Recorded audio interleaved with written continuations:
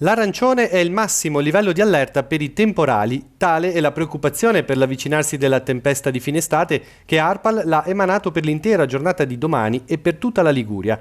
Prima sarà allerta gialla, da mezzanotte di sabato sino a domattina alle 7, poi scatterà l'arancione sino alla mezzanotte di domenica. È un'allerta per temporali ed è causata da questo contrasto di masse d'aria con differenti temperature, un'aria calda, residuo dell'ondata di calore che abbiamo vissuto nella settimana scorsa, che va in contrasto con questa goccia di aria fredda che ci arriva dall'Atlantico e appunto renderà molto instabile l'atmosfera.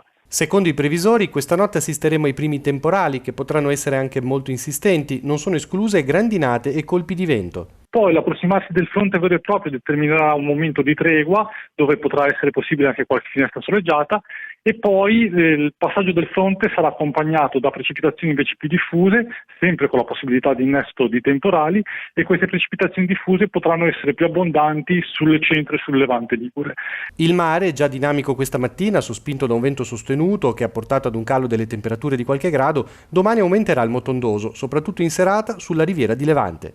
Fenomeni andranno avanti ancora nella notte tra domenica e lunedì, ma domani mattina valuteremo meglio i possibili impatti al suolo. Vale la pena ricordare che l'allerta è arancione per i bacini piccoli e medi, quindi per quei corsi d'acqua secondari fino ad oggi rimasti asciutti e che potrebbero risultare problematici. Perché i temporali riversano grandi quantità d'acqua in uno spazio molto limitato e quindi i bacini che entrano in sofferenza con questo tipo di precipitazioni sono proprio quelli più piccoli.